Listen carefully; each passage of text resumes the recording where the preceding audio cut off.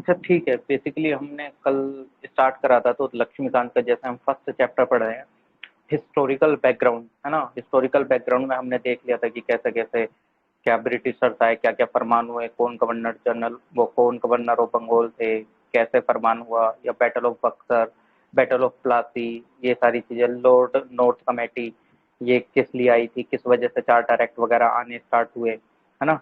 तो हमने regulating act 1773 को देख लिया था, है ना।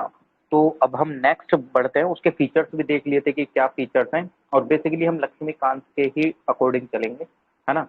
तो आप बुक के अनुसार आप अगर कोई रिवीजन करना चाह रहे हो तो बुक के साथ साथ भी पढ़ सकते हैं, क्योंकि कोशिश यही है कि टॉपिक वाइज मतलब जैसा लक्ष्मीकांत में दे रखा है उसी के अनुसार कवर करने की पूरी कोशिश करूंगा, है ना। तो एक पिट्स इंडिया एक्ट है ना। एक पिट्स इंडिया एक्ट आता है, पिट्स इंडिया एक्ट करके, पिट्स समझ में आ रहा होगा, पिट्स इंडिया एक्ट 1784, है ना। बेसिकली ये किस लिए आया था, मतलब क्या इसका मकसद था, क्या नहीं था, वो देखते हैं, है ना। कि ये चलो ठीक है, पिट्स इंडिया एक्ट था तो सही, लेकिन ये था क्या चीज, मतलब ये जब आया तो ये किस मकसद से आया, बिना कुछ मकसद के तो आया नहीं होगा ये, है ना। आया कब था ये, 1784 के अंदर। अब इसमें क्या होता है कि ये बेसिकली जो आपका रेगुलेटिंग एक्ट आया था 1773 में, 1773 में जो कि हम रेगुलेटिंग एक्ट उसके फीचर्स पढ़ चुके हैं कि क्या क्या उसके फीचर्स थे, उसको दोबारा दोहराने की आई थिंक मैं कोई जरूरत नहीं समझता। तो वो जो हमने फीचर्स पढ़े थे रेगुलेटिंग एक्ट 1773 में, जो हमने फीचर्स वगैरह देखे थे, तो उनको एक तरीके से उनका फंक्शनिंग को रिव्यू करने के लिए आया था बेसिकली।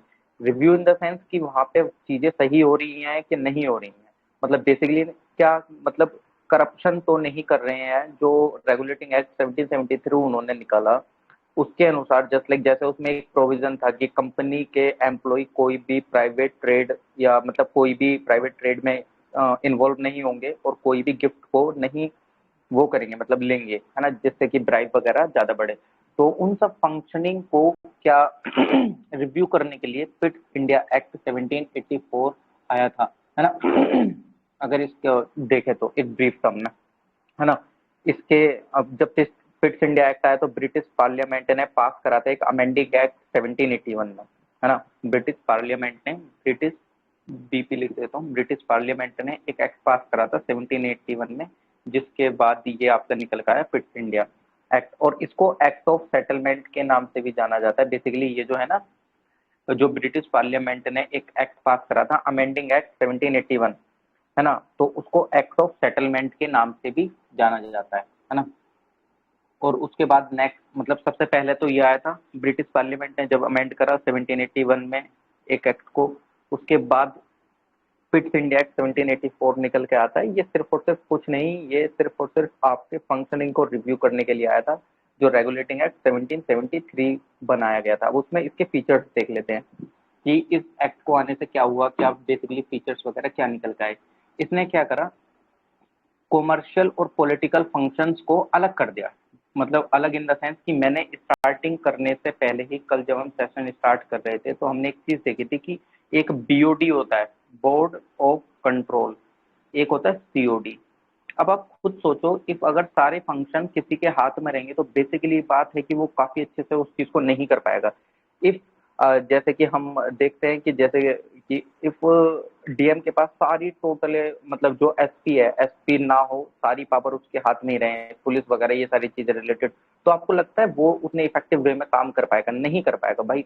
उसको एसपी का भी पद संभालना है, सारी चीजें संभालनी है, डीएसपी भी संभालना है, मतलब पूरे डिस्ट्रिक्ट में कोई नहीं, सिर्फ एक डीएम है। अब वो डीएम सारे थानों को कैसे संभाल पाएगा, तो उसके लिए एसपी की जरूरत पड़ेगी। तो यानी कि हमने क्या करा, काम को डिस्ट्रीब्यूट कर दिया। काम को डिस्ट्रीब्यूट करा तो काफी अच्छे से वो चीजें आगे चलेंगी, और उसमें करप्शन कम होने के भी चांसेस हैं, है ना। तो क्या होता है, बोर्ड ऑफ डायरेक्टर बेसिकली एक निकल के आता है, और एक निकल के आता है court of director. Board of director जो कि हमने देखा भी था, जो बोर्ड ऑफ डायरेक्टर था ना, उसका क्या काम था, वो बेसिकली क्या करता था, पॉलिटिकली एंड सोशल अफेयर्स को देखता था, है ना। मतलब ये सिंपल कंपनी वगैरह से रिलेटेड, कुछ ट्रेड वगैरह से रिलेटेड कुछ नहीं, पॉलिटिकल और सोशल चीजों को देखता था, है ना। सोशल, जो सोशल रिफॉर्म्स वगैरह हैं, मतलब एक तरीके से जो वहां पे चल रहा है, इसका ट्रेड वगैरह से रिलेटेड कुछ काम नहीं था। कोर्ट ऑफ डायरेक्टर का काम था ट्रेड रिलेटेड चीजों को देखना, जो कंपनी है वो सारी चीजों को देखना। मतलब ऐसा समझ, मतलब एक ऐसा नहीं है, हिपोथेटिकली मैं बता रहा हूँ, बोर्ड ऑफ पॉलिटिकल चीजों का कोर्ट ऑफ डायरेक्टर आपके ट्रेड रिलेटेड, है ना। इफ अगर हम, चलो ठीक है, ये चीज एक प्रोविजन तो ये चलो ठीक है, काफी अच्छे से आ गया, ये बहुत अच्छी चीज थी जो कि डिवाइडेशन करी। अब वो तो इम्प्लीमेंटेशन होने के बाद पता चलता है कि क्या चीज सही बनी और क्या चीज नहीं सही बनी, है ना। और मतलब basically civil military related power वगैरह सारी बोर्ड ऑफ कंट्रोल के पास है, क्योंकि सोशल और पॉलिटिकल सारी पावर उसके हाथ में आ गई थी। तो बेसिकली वो सारी चीजें डायरेक्ट कौन करता था, board of control, civil related power या मिलिट्री गवर्नमेंट रिलेटेड पावर, है ना, ये सारी चीजें। तो बेसिकली एक अगर हमने देखा तो पिट्स इंडिया एक्ट में ये चीज काफी अच्छे से हमको देखने को मिलती है ना। और ये चीज आपको आई थिंक समझ में भी आई होगी। सिंपल पिट्स इंडिया एक्ट का फीचर ये था, है ना। अगर हम आगे बढ़ते हैं तो आपको पता है चार्टर एक्ट इंट्रोड्यूस होने स्टार्ट हो जाते हैं। चार्टर एक्ट, अच्छा कोई मेरे को बताएगा चार्टर एक्ट और रेगुलेटिंग एक्ट में क्या डिफरेंस है? टाइप कर दीजिएगा, क्योंकि वॉइस में अभी थोड़ा सा इको आएगा। आप टाइप कर दीजिएगा, बाद में हम लास्ट में देखेंगे भी कि what is the difference between regulating act and the charter act. पहले वाले एक्ट को रेगुलेटिंग एक्ट 1773 के नाम से जाना जाता है, लेकिन वो जो आगे आने वाले एक्ट हैं उनको चार्टर एक्ट के नाम से जाना जाता है बेसिकली, है ना। तो उसमें क्या डिफरेंस आता है, उसमें क्या डिफरेंस है, क्या डिफरेंस नहीं है, तो उसको देख लेते हैं कि क्या चीज, मतलब एक तरीके से क्या चीज रिफॉर्म आते हैं, क्या नहीं आते हैं। तो ठीक है, तो चार्टर एक्ट पढ़ते हैं। चार्टर एक्ट एक 1813 आया था, है ना। चार्टर एक्ट 1813, है ना। फिर उसके बाद क्या होता है कि 20-20 साल बाद रिन्यू होने लगते हैं सारे एक्ट, है ना। मतलब रिन्यू इन द सेंस कि हर 20 साल में कुछ नई चीज ऐड करी जाएंगी, या कुछ नई, मतलब वो रिफॉर्म वगैरह देख के कि हाँ 20 सालों में इस एक्ट ने सही काम करा कि नहीं करा। आपको पता होगा 20-20 साल के अंतर में ये निकलते थे, जैसे 1813 में निकल गया तो 23 में ना निकल के 1833 चार्टर एक्ट होगा, फिर 43 ना होके 53 में होगा, है ना। तो बेसिकली आपको पता ही होगा। तो 20-20 साल के अंतर में इसलिए होता था कि पूरा जो चार्टर एक्ट है उसकी इम्प्लीमेंटेशन सही चल रही है, या कुछ प्रोविजंस को डिलीट करने की जरूरत तो नहीं है, या सारे प्रोविजंस ही अच्छे से काम कर रहे हैं कि नहीं कर रहे हैं, वो वो वाला सिनेरियो आ जाता है ना। तो अब चार्टर एक्ट 1813 में क्या होता है ना। 1813 में ऐसे जितने ज्यादा वो नहीं थे, है ना, चीजें, बट फिर भी एक बार हम डिस्कस तो कर ही लेते हैं। 1833 वाले फीचर काफी अच्छे से हैं, मतलब काफी अच्छे हैं। 1813 डाल देता हूँ मैं, सी ए 1813, मतलब चार्टर एक्ट 1813। तो उसके फीचर्स देखने की कोशिश करते हैं कि इसमें ऐसा क्या था चार्टर एक्ट 1813 में। तो अगर आप चार्टर एक्ट 1813 की बात करें तो बेसिकली जो था कि एक मोनोपोली क्रिएट हो गई। मोनोपोली क्या मतलब, कैसे क्या हो गया था, मतलब क्या हुआ था कि बेसिकली जो ब्रिटिशर्स थे उनका सारा एक्सपोर्ट जितना था, टी, कॉफी, कॉटन, टबैको, वो सारा खत्म हो गया था। सिंपल चाइना के साथ ही करते थे, मतलब चाइना के साथ नहीं खत्म करा था। मतलब बेसिकली एक मोनोपोली इन द सेंस कि मोनोपोली क्रिएट कर दी थी कि जो ईस्ट इंडिया कंपनी है वो एक्सपोर्ट जो था किसका, टी, कॉफी और कॉटन और टबाकू वगैरह का, वो एंड हो गया था।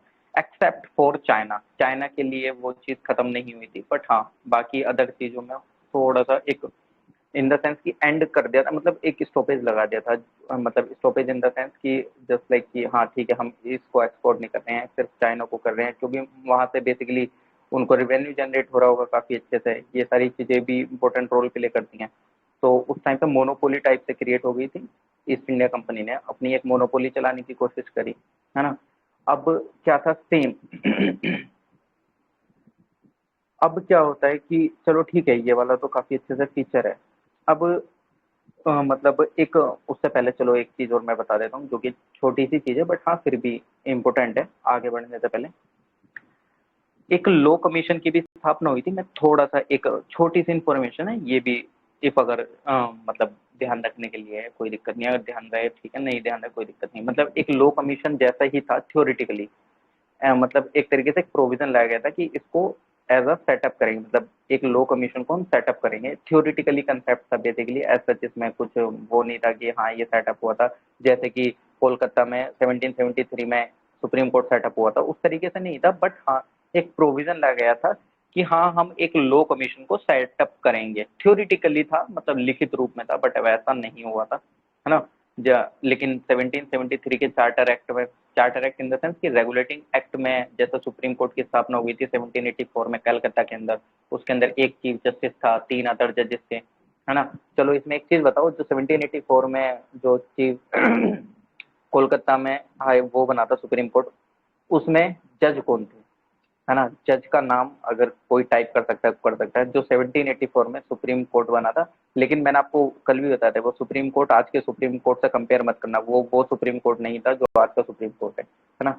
बट हाँ आप जज का नाम बता सकते हैं जो वहाँ पे उस टाइम पे फर्स्ट जज थे, है ना, क्योंकि उस टाइम पे एक जज और 3 अदर जजेस होते थे। अब क्या होता था, चलो ठीक है, ये वाले 1813 का ये थोड़ा सा फीचर इसमें देखने को मिल जाता है, बट उससे पहले एक बार मेरे को कंफर्म कर दीजिएगा कि आवाज आ रही है कि नहीं आ रही है।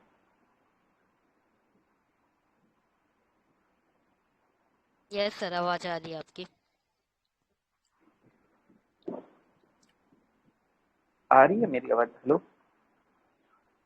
आ रही है आपकी आवाज। हम्म।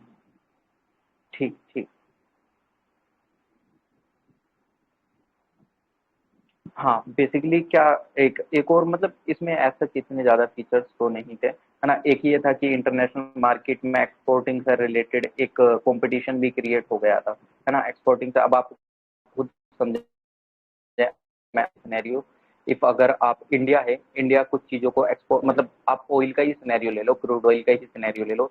क्रूड ऑयल वगैरह अगर रशिया और यूएई वगैरह एक्सपोर्ट करना, या उनका एक प्रोडक्शन ना बढ़ाएं और वो डिक्लाइन होने लगे, प्रोडक्शन डिमांड बढ़ रही है, सप्लाई कम हो रही है, तो बेसिकली क्या होगा, उसके प्राइस हाई होने लगेंगे।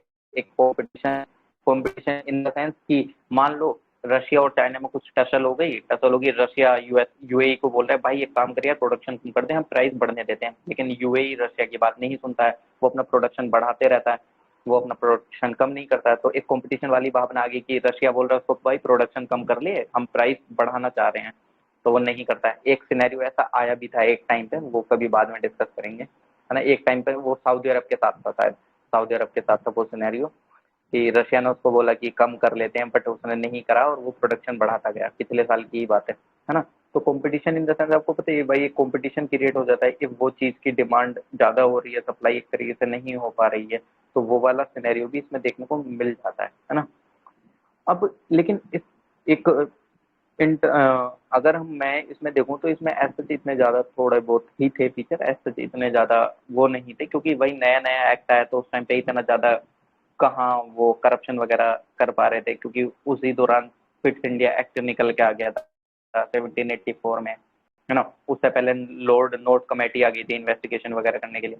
लेकिन जो करप्शन वाली कुछ चीजें हैं वो आपको देखने को मिलेंगी थोड़ा सा, मतलब आगे, जस्ट लाइक जो हम आगे वाले एक्ट देखेंगे, जैसे कि 1833 वाला एक्ट बहुत अच्छा है ना। इफ अगर आप इसको देखेंगे तो काफी अच्छे से इसमें कुछ रिफॉर्म्स वगैरह भी हुए हैं, ऐसा नहीं है कि नहीं हुए।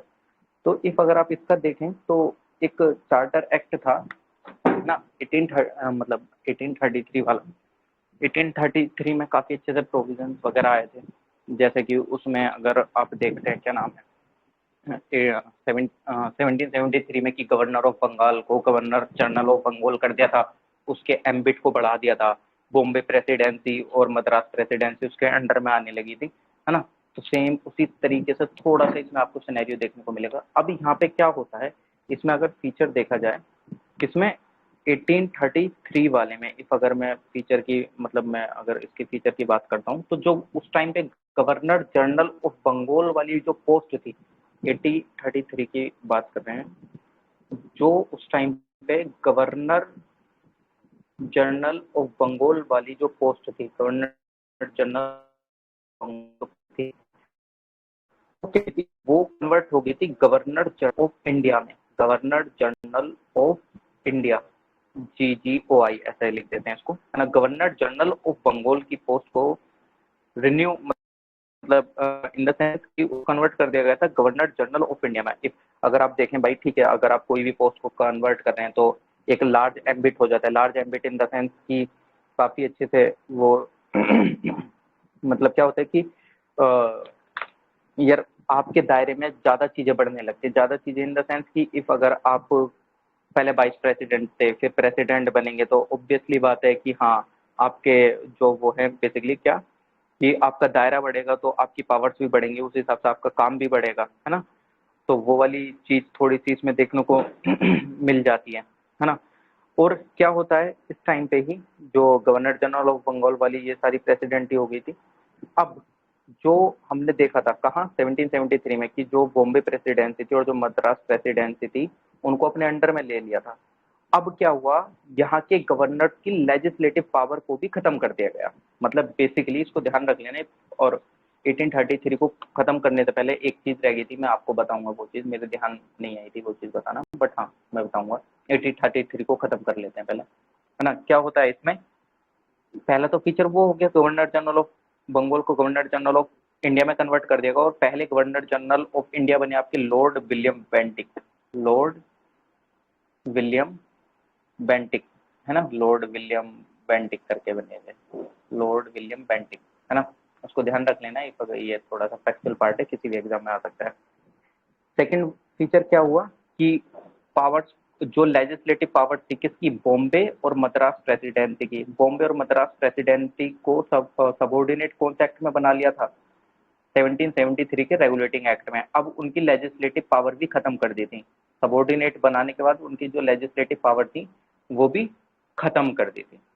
अब और क्या होता है, अब क्या होता है कि ये लो मेंबर को इंट्रोड्यूस करते हैं गवर्नर जनरल की काउंसिल में। हमने देखा था उस टाइम पे कि एक गवर्नर जनरल ऑफ बंगाल को असिस्ट करने के लिए काउंसिल बनी थी। इफ यार अगर किसी पर्सन को आप ज्यादा पावर प्रोवाइड कर रहे हैं तो उसको काम करने के लिए भी कुछ प्रोवाइड करना पड़ेगा। पर्सन जस्ट लाइक जैसे मैं प्राइम मिनिस्टर मोदी जी हैं, उनको सेक्रेटरी असिस्ट करते हैं, अंडर सेक्रेटरीज होते हैं, तमाम सेक्रेटरीज होते हैं, इकोनॉमी से अलग related secretary, science and tech के अलग सेक्रेटरी, तो उनको असिस्ट करते हैं। वो सारी चीजें उनको सारे कौन बता रहा है, वो सारे सेक्रेटरीज, तो उनको असिस्ट करने के लिए भी पर्सन होते हैं।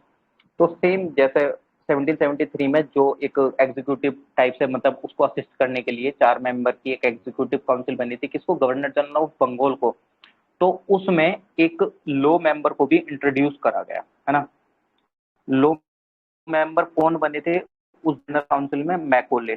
मैकोले को इंट्रोड्यूस करा गया उस काउंसिल में, मैकोले को इंट्रोड्यूस करा गया और वो लो मेंबर थे, लो मेंबर बने थे। ठीक है, इसको ध्यान रख लेना, लो मेंबर थे वो किस काउंसिल में, वो जो एग्जीक्यूटिव काउंसिल बनाई गई थी जो कि असिस्ट करती थी। अब वो काउंसिल किसको असिस्ट कर रही है, गवर्नर जनरल ऑफ इंडिया को असिस्ट कर रही है, ये ध्यान रख लेना, है ना। आई थिंक आपको ध्यान होगा। अब क्या होता है एक और सिनेरियो इसमें बदलता है। एक और सिनेरियो क्या बदलता है कि जो भी लोग पहले बन चुके हैं, मतलब जो लोग इस एक्ट के आने से पहले बन चुके हैं, उनको रेगुलेशंस बोला जाता था कि वो सिर्फ एक रेगुलेशंस थी। रेगुलेशंस की जो लोग इस एक्ट के आने से पहले एक्ट बने हुए हैं, है ना, वो रेगुलेशंस थी। लेकिन जो लोग इस एक्ट के अंदर बनेंगे वो एक्ट कहलाए जाएंगे। मतलब जो भी कानून चार्टर एक्ट 1833 के आने के बाद बनेगा उसको एक्ट बोला जाएगा। लेकिन जो भी कानून 1833 के चार्टर एक्ट आने से पहले बने हैं उनको रेगुलेशंस बोला जाएगा, है ना। बेसिकली आप इसको ऐसे समझ सकते हैं। अब एक चीज हमने और देखी थी कि board of Pitt's India act के टाइम पे कि पिट्स इंडिया एक्ट में बोर्ड ऑफ कंट्रोल और सीओडी बना था। अब क्या होता है, ये एंड कर देता है सारी एक्टिविटीज ईस्ट इंडिया कंपनी की जो कि कॉमर्शियल बॉडी के तौर पे करती थी। वो बॉडी मतलब कॉमर्शियली इन्वॉल्व थी। उस बॉडी की सारी एक्टिविटीज को खत्म कर दिया गया और उसको पूरी तरीके से एक एडमिनिस्ट्रेटिव बॉडी बना दिया गया, है ना। एडमिनिस्ट्रेटिव बॉडी बना दिया गया, मतलब सिंपल इन द सेंस, ऐसे ध्यान रख लो, कॉमर्शियल बॉडी को खत्म करके उसको सिंपल एडमिनिस्ट्रेटिव बॉडी में कन्वर्ट कर दिया गया, है ना। एडमिनिस्ट्रेटिव बॉडी बना दिया गया, है ना। ये आपके चार्टर एक्ट 1833 के कुछ फीचर्स थे। मतलब जो चार्टर एक्ट 1833 आया था, थोड़ा सा प्रीवियस चलेंगे, मेरी चीजें थोड़ा सा एक मतलब ध्यान नहीं रहा था, मैं बता देता हूँ थोड़ा सा, एक कोई दिक्कत नहीं है, देख लेते हैं उसको भी। 1813 का तो देख लिया था हमने, है ना। 1813 में एक दो प्रोविजंस मैं बता देता हूँ, उसमें यूपीएससी में भी प्री में भी क्वेश्चन आया हुआ है शायद 2018 में, है ना। मैंने जो प्रोविजंस बताई, एक तो मोनोपोली खत्म कर दी थी, लो कमीशन को इंट्रोड्यूस करा गया था बेसिकली, है ना। लो कमीशन को इंट्रोड्यूस इन द सेंस कि वो थियोरिटिकली इंट्रोड्यूस करा गया था। एक दो प्रोविजंस और थे, मेरे ध्यान नहीं रहा था, है ना। यहाँ पे क्या था यहाँ पे 18 मतलब ध्यान रख लेना, मैं 1813 का बता रहा हूँ। दो प्रोविजंस मेरे ध्यान नहीं रहे थे बताने के लिए, वो चीजें 1813 का जो चार्टर एक्ट था वो वाली चीजें, है ना। उसमें क्या था कि जो क्रिश्चियन मिशनरीज थे उनको अलाउ कर दिया गया था भारत में आने के लिए, उनको एनलाइटन करने के लिए। क्रिश्चियन मिशनरीज को अलाउ कर दिया गया था भारत में आने के लिए, भारत के पीपल को एनलाइटन करने के लिए, है ना। इसका सेकंड पॉइंट और मतलब जो रह गया था, मेरे ध्यान नहीं आया था, है ना, क्या कि इन्होंने स्प्रेड करा था वेस्टर्न मतलब एक तरीके से वेस्टर्न एजुकेशन को स्प्रेड करने के लिए 1 लाख रुपए बेसिकली प्रोवाइड कराए गए थे। 1 लाख रुपए एजुकेशन को, मतलब एजुकेशन सिस्टम को, कि आप मतलब वेस्टर्न सिंपल वेस्टर्न एजुकेशन को स्प्रेड करने के लिए इंडिया में, है ना। जो ब्रिटिश टेरिटरीज वगैरह जो उनके अंडर में काम, मतलब जो वहां पे मतलब एक तरीके से पैसे का सपोर्ट प्रोवाइड कराया गया था कि आप वेस्टर्न एजुकेशन को फैलाइए, एक तरीके से स्प्रेड करिए, है ना। एक और प्रोविजन क्या करा गया था 1813 वाले में ही, क्या कि इन्होंने ऑथोराइज करा था लोकल गवर्नमेंट, मतलब जो लोकल गवर्नमेंट थी भारत में, कि वो इम्पोज कर सकती हैं टैक्स पर्सन पे, है ना। और वो पनिश भी कर सकते हैं इफ अगर कोई पर्सन टैक्स नहीं दे रहा है। लोकल गवर्नमेंट को भारत में टैक्स को इम्पोज करने के लिए इसने अलाउ कर दिया था। इफ अगर कोई पर्सन टैक्स नहीं दे रहा है तो वो उसको पनिश भी कर सकते हैं। इसको ध्यान रख लेना आप, है ना, काफी अच्छे से आपको पता भी होगा। तो मैं इफ अगर लास्ट में समरी बताना चाहूँ, summary in the sense if अगर हम इसको देखना चाहें थोड़ा सा 1813 के चार्टर एक्ट को और 1833 के, तो हमने बेसिकली सिंपल वे में क्या देखा कि एक तो मोनोपोली एंड कर दी थी, लेकिन वो चाइना के साथ एक्सेप्शनल केस था, चाइना के साथ नहीं था बेसिकली, है ना। और सेकंड क्या हुआ था कि एक तरीके से क्रिश्चियन मिशनरीज को अलाउ कर दिया था कि आप आ सकते हैं, एनलाइटन कर सकते हैं पीपल को। और क्या करा था, स्प्रेड करा था वेस्टर्न एजुकेशन का, और उसको सपोर्ट करने के लिए 1 लाख रुपए प्रोवाइड करे गए थे एजुकेशन वगैरह को स्प्रेड करने के लिए। और क्या पढ़ा था 1813 वाले में कि लोकल गवर्नमेंट को अलाउ कर दिया गया था टैक्स इम्पोज करने के लिए पर्सन पे, इफ अगर को वो पर्सन टैक्स नहीं देता तो उसको पनिश भी कर सकते हैं। और 1813 का ये सारे थे। वहीं पे अगर हम 1833 का देखते हैं, 1833 को इफ अगर मैं देखूं एक जिस्ट टाइप में, तो फर्स्ट क्या था, गवर्नर जनरल ऑफ इंडिया की पोस्ट को गवर्नर जनरल ऑफ इंडिया में कन्वर्ट कर दिया गया था, है ना। सेकंड क्या हुआ था कि उन्होंने लेजिस्लेटिव पावर्स को खत्म कर दिया था, किसकी, बॉम्बे और मद्रास प्रेसिडेंसी की। थर्ड क्या करा था इन्होंने, जो कॉमर्शियल बॉडी थी उसको कन्वर्ट कर दिया था एडमिनिस्ट्रेटिव बॉडी में। फोर्थ क्या करा था इन्होंने, लो मेंबर को इंट्रोड्यूस करा था गवर्नर जनरल काउंसिल में, है ना। तो बेसिकली चार्टर एक्ट 1813 और 1833 हमारे कंप्लीट होते हैं, है ना। अब मैं थोड़ा सा आपको एक एक्स्ट्रा इन द सेंस कि थोड़ा सा आपको एक्स्ट्रा चीज इफ अगर मैं बताना चाहूँ, अगर हम देखें तो थोड़ा सा सिंपल हमारा पहले मैं बता देता हूँ हमारा क्या खत्म हो गया। 1773 का regulating act, fixing act 1784, charter act 1830, charter act 1833। लेकिन थोड़ा सा एड ऑन और कर देता हूँ, 5 मिनट लगेंगे एड ऑन करने के लिए, बट हाँ थोड़ा सा जरूरी हो तो आप कर सकते हैं, वरना ऐसा इतना भी कोई दिक्कत नहीं है इफ अगर नहीं भी करे तो। मैंने आपको एक चीज बताई थी और मैंने आपको उस टाइम पे बोला भी था कि थोड़ा सा इसको आगे डिस्कस करेंगे, कि मैंने आपको बोला था कि एक अमेंडिंग एक्ट इंट्रोड्यूस हुआ था 1781 में ब्रिटिश पार्लियामेंट में। उस एक्ट को एक्ट ऑफ सेटलमेंट भी बोला जाता था। वो लक्ष्मीकांत में आई थिंक इतने अच्छे से शायद नहीं दे रखा है, आई थिंक जहां तक मैं समझता हूँ उसके बारे में इतने फीचर्स नहीं है, फिट इंडिया एक्ट वगैरह के फीचर्स दे रखे हैं उसमें, बट मैं फिर भी आपको बता देता हूँ उस एक्ट के बारे में थोड़ा सा, है ना। अमेंडिंग एक्ट, इसको ध्यान रख लेना इफ अगर आप ध्यान रखना चाहते हो। अमेंडिंग एक्ट मैं ऐसे लिख देता हूँ, अमेंडिंग एक्ट 1781, ये थोड़ा सा हम एक्स्ट्रा देख रहे हैं हल्का बहुत, है ना। इसने क्या करा था, इसको एक्ट ऑफ सेटलमेंट भी बोला जाता है और डेक्लरेटरी एक्ट 1781 भी बोला जाता है। इसको आप ध्यान रखना चाहें ध्यान रख सकते हैं, है ना। अब थोड़े से फीचर इसके ध्यान रखने वाले हैं, ध्यान से सुनिएगा, है ना। इसने गवर्नर जनरल को मतलब ये जो एक्ट था, अमेंडिंग एक्ट वो जो था, इफ अगर कोई गवर्नर जनरल कुछ भी चीजें कर रहा है, मतलब कुछ एक तरीके से उसने कुछ गलत चीजें कर दी, ए टू जेड कुछ भी चीजें कर दिया, मतलब ए टू जेड कुछ भी एक्शन या कुछ ऐसा, जो गवर्नर जनरल है उसने कुछ गलत कर दिया। एक बात ध्यान रखना, 1781 तक गवर्नर जनरल ऑफ बंगाल था, गवर्नर जनरल ऑफ इंडिया 1813 में बना है, तो हम 1813 से पहले की बात कर रहे हैं। गवर्नर जनरल ऑफ बंगाल जिस टाइम पे थे, है ना। तो क्या था, जो सुप्रीम कोर्ट उसके खिलाफ कोई भी एक्शन नहीं ले सकता था, मतलब बेसिकली गवर्नर जनरल को और उसकी काउंसिल को, जो उसको असिस्ट करते थे मेंबर्स, उसको एग्जम्प्ट कर दिया गया था कि सुप्रीम कोर्ट में कोई भी इस तरीके से मतलब उनके खिलाफ कोई भी मतलब एक्शन नहीं हो सकता, ऑफिशियली एक्शन नहीं हो सकता, है ना। ये चीज हुई थी अमेंडिंग एक्ट 1781 में की बात अगर मैं करूं तो, सुप्रीम कोर्ट के एम्बिट में, जैसे अभी हम देखते हैं ना, गवर्नर और प्रेसिडेंट पे कोई भी केस नहीं हो सकता, मतलब इफ अगर वो उसको पोजीशन को सर्व कर रहे हैं, तो उस टाइम पे इफ अगर कोई सिविल केस वगैरह तो इस तरीके से नहीं हो सकता, क्रिमिनल केस का तो नोटिस सर्व करा जाता है, तो सेम वही इनको इम्यूनिटी प्रोवाइड हो गई थी। तो आप देख रहे हैं कुछ कुछ फीचर आपको देखने को मिलेंगे हमारे कॉन्स्टिट्यूशन में, है ना। तो पहला ये था। सेकंड क्या था, इसने एक्सक्लूड कर दिया था रिवेन्यू मैटर, मतलब सुप्रीम कोर्ट कोई भी मतलब बेसिकली सुप्रीम कोर्ट से रिलेटेड था, रिवेन्यू मैटर कोई भी सुप्रीम कोर्ट में डिस्कस नहीं होगा, मतलब सुप्रीम कोर्ट में डिस्कस नहीं होगा, बेसिकली उसमें कोई भी मैटर से रिलेटेड वो आपको नहीं चीजें करेगा डिस्कस वगैरह, ये कोई भी जुरिस्डिक्शन नहीं सुनाएगा, रिवेन्यू मैटर को एक्सेप्ट कर दिया गया था, ये ध्यान रख लेना, है ना।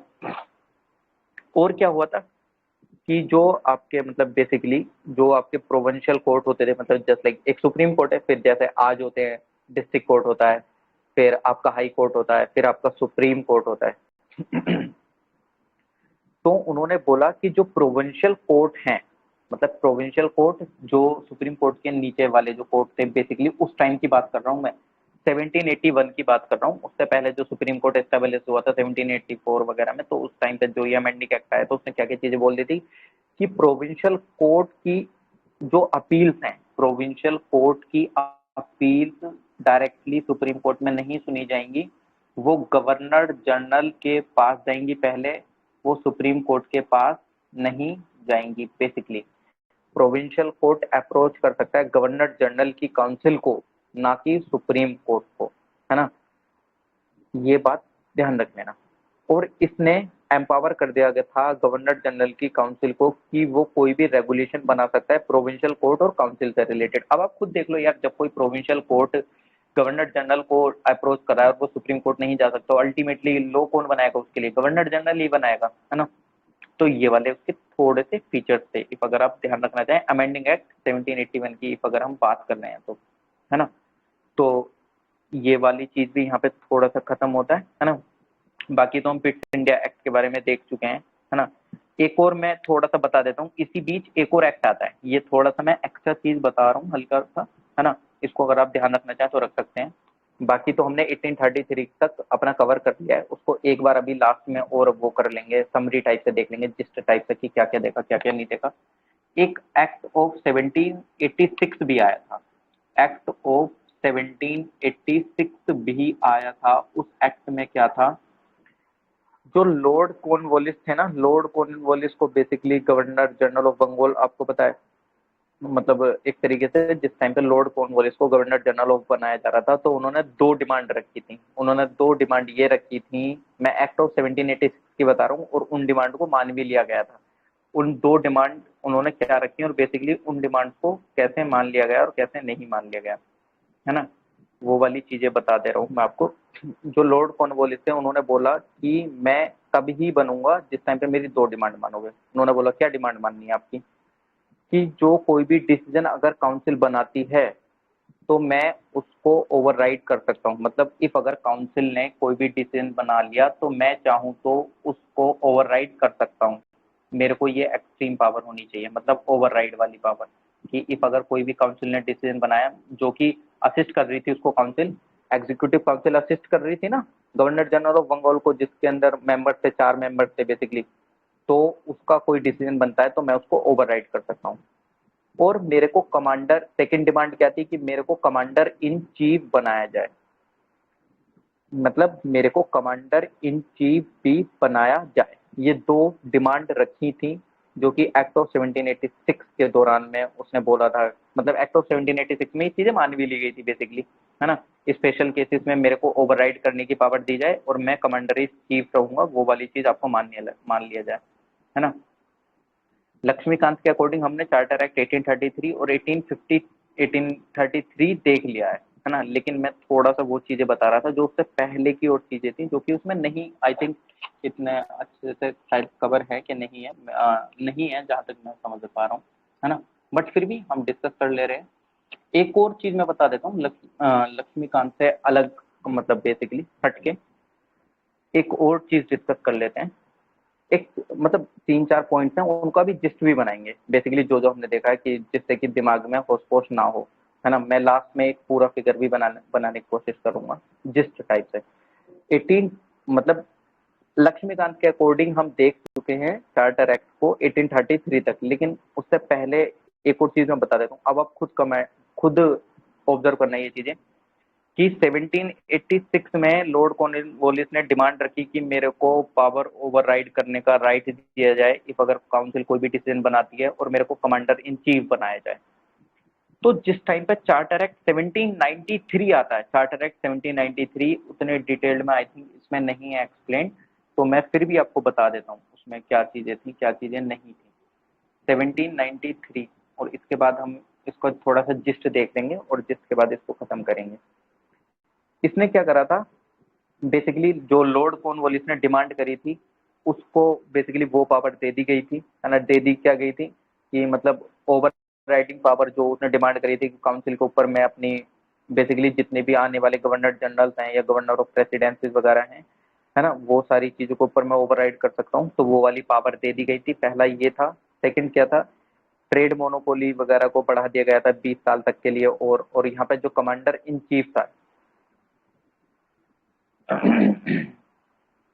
कि जो कमांडर इन चीफ होगा, कमांडर इन चीफ जो होगा वो गवर्नर जनरल ऑफ काउंसिल का मेंबर नहीं हो सकता जब तक कि उसको अपॉइंट ना कर जाए।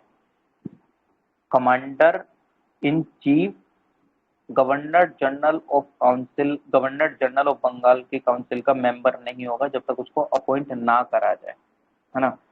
तो ये थोड़ा सा आप ध्यान रख सकते हैं इफ अगर ध्यान रखने की वो हो तो। अब मैं थोड़ा सा एक जिस्ट बना देता हूँ जो हमने देखा। लक्ष्मीकांत के अकॉर्डिंग हमने अपने लेक्चर को स्टार्ट करा था रेगुलेटिंग एक्ट 1773 से, सेशन को स्टार्ट करा 1773 से। उसके बाद 1784 का हमने पिट्स इंडिया एक्ट से देखा अकॉर्डिंग टू लक्ष्मीकांत। फिर उसके बाद 1813 चार्टर एक्ट का कुछ प्रोविजंस देखे, फिर 1833 के देखे। बट इसी बीच मैं क्या करता हूँ, मैं 1784 और 1813 के बीच की जो कुछ घटनाएं होती हैं, घटना इन द सेंस जो बीच में कुछ एक्ट आते हैं, मैंने वो बताए। कौन से एक्ट बताए बेसिकली, एक एक्ट ऑफ, एक अमेंडिंग एक्ट 1781 जो इसी बीच आया था, और एक मैंने आपको बताया 1786 का एक्ट, एक मैंने आपको बताया 18 वो 1793 का, 1793 का मतलब लक्ष्मीकांत के अकॉर्डिंग हम 1773 का रेगुलेटिंग एक्ट देख चुके थे, 1784 का फिट्स इंडिया एक्ट, 1813 का चार्टर एक्ट और 1833 का भी चार्टर एक्ट हम देख चुके हैं। लेकिन 1784 और 1813 के बीच के जो 3 एक्ट थे मैं उनको भी बता चुका हूँ, जो कि उसमें इतने से एक्सप्लेनेशन नहीं है ना। तो क्या देखा था, 1781 का एक्ट, अमेंडिंग एक्ट, 1786 का एक्ट और 1793 का चार्टर एक्ट। मैं इफ अगर आपको जरूर मतलब इफ अगर आप चाहते हैं तो मैं एकदम जस्ट 2 मिनट में थोड़ा सा उसको कर लेते हैं कि क्या क्या देखा, है ना। सिंपल वे में बताऊंगा, मतलब थोड़ा सा एक वो जिस्ट टाइप से, है ना। देखो, फिट्स इंडिया एक्ट में हमने देखा बोर्ड ऑफ कंट्रोल और सीओडी। बोर्ड ऑफ कंट्रोल के पास पॉलिटिकल और सोशल सोशल पावर थी, कोर्ट ऑफ डायरेक्टर के पास पॉलिटिकल पावर, वो ट्रेड रिलेटेड पावर थी, ये हमने देख लिया था। फिर उसके बाद हमने चार्टर एक्ट, मतलब चार्टर एक्ट पे आ गए थे हम, मैंने बीच का छोड़ दिया था थोड़ा सा, वो हमने बाद में कवर करा था। हम चार्टर एक्ट 1813 पे आ गए थे। 1813 में हमने उसमें देखा था कि मोनोपोली को एंड कर दिया गया था, जबकि चाइना के साथ वो ट्रेड नहीं एंड करा गया था। और क्या देखा, क्रिश्चियन मिशनरीज को अलाउ कर दिया गया था एनलाइटन करने के लिए, पीपल को स्प्रेड करने के लिए, एजुकेशन को 1 लाख रुपए दिए गए वेस्टर्न एजुकेशन के स्प्रेड करने के लिए। लोकल गवर्नमेंट को टैक्स इम्पोज करने की पावर दे दी गई पर्सन पे, इफ अगर कोई पर्सन टैक्स नहीं दे रहा तो उसको पनिश कर सकते हैं। चार्टर एक्ट 1813 में ये चीजें देखी थी अकॉर्डिंग टू लक्ष्मीकांत की। अगर हम देख रहे हैं तो चार्टर एक्ट 1833 देखो, 1833 के अंदर हमने क्या देखा कि जो पहला स्टेप क्या हुआ था कि गवर्नर जनरल ऑफ बंगाल को गवर्नर जनरल ऑफ इंडिया में कन्वर्ट कर दिया गया था। लॉर्ड विलियम बेंटिक बने थे, है ना। और गवर्नर जनरल के अंडर में वो सारी सिविल और मिलिट्री पावर्स आ गई थी, और बॉम्बे और मद्रास प्रेसिडेंसी की लेजिस्लेटिव पावर को खत्म कर दिया गया था, और कॉमर्शियल बॉडी को एडमिनिस्ट्रेटिव बॉडी में कन्वर्ट कर दिया गया था। एक लो मेंबर को इंट्रोड्यूस करा गया था जो कि मैकोले थे। लो मेंबर को कहाँ इंट्रोड्यूस करा गया था, गवर्नर जनरल की काउंसिल में, जो उसको असिस्ट करती थी फंक्शनिंग में। ये सिंपल हमने लक्ष्मीकांत के अकॉर्डिंग देखा। इसी बीच में मैंने आपको 3 एक्ट और बताए थे जो कि थोड़े से जरूरी थे। 3 एक्ट और बताए थे, एक तो 1781 का अमेंडिंग एक्ट, 1786 का एक एक्ट बताया था, और 1793 का चार्टर एक्ट, है ना। 1781 वाले की अगर मैंने बात करी थी तो मैंने 1781 का जो अमेंडिंग एक्ट आया था उसमें मैंने आपको बताया कि इस एक्ट को एक्ट ऑफ सेटलमेंट और डेक्लरेटरी एक्ट भी बोला जाता है। इसने गवर्नर जनरल ऑफ काउंसिल को एक्सेम्प्ट कर दिया कि सुप्रीम कोर्ट इनके खिलाफ कोई भी जुरिस्डिक्शन नहीं ले सकता है या कोई भी फैसला नहीं सुना सकता है। और सुप्रीम कोर्ट ने रिवेन्यू रिलेटेड मैटर्स कोई डिस्कस नहीं करेगा, इस चीज को एग्जेप्ट कर दिया गया था, है ना, बेसिकली। और जो वो क्या नाम है ये सारी चीजें तो हो गई थी।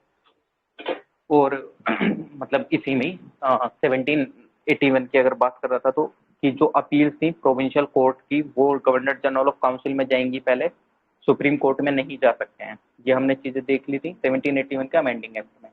वहीं पे एक 1786 में एक्ट आया था, उसमें लॉर्ड कॉर्नवालिस ने बोला था कि मेरे को एक्सेप्शनल केसेस में ओवरराइड करने की पावर दे दी जाए, काउंसिल के डिसीजन को कमांडर इन चीफ की पावर दे दी जाए मेरे को। अब जब उसने ये सारी चीजें बोली तो जो 1793 का चार्टर एक्ट आता है तो उसमें उसको बेसिकली उसकी पावर को एक्सटेंड कर दिया गया। एक्सटेंड कर दिया गया तो बेसिकली क्या हुआ कि उसको गवर्नर जनरल को मतलब काउंसिल के डिसीजन को ओवरराइड करने की पावर मिल गई, और जो प्रेसिडेंसीज सबऑर्डिनेट कर दी गई थी 1773 के रेगुलेटिंग एक्ट में, वो उसके अंडर में आने लगी, मतलब काफी ज्यादा और पावर मिल गई, है ना। और जो कमांडर इन चीफ जो था वो गवर्नर जनरल काउंसिल का मेंबर नहीं हो सकता है ना। ये बात हमने देखी थी, है ना। बेसिकली सिंपल पूरे जो हमने अभी सेशन देखा उसका जिस्ट ये था, है ना। कंफ्यूजिंग होता है आपको, इसको बता सकते हैं, दोबारा कर सकते हैं बाद में कभी, है ना, आई थिंक। और आप इसको देख भी सकते हैं दोबारा, है ना। और आप तो पहले से ही पढ़ रखे हैं ये सारी चीज़ें, तो आपको कोई दिक्कत भी नहीं होगी ऐसा, जिसमें मैं जहाँ तक समझता हूँ।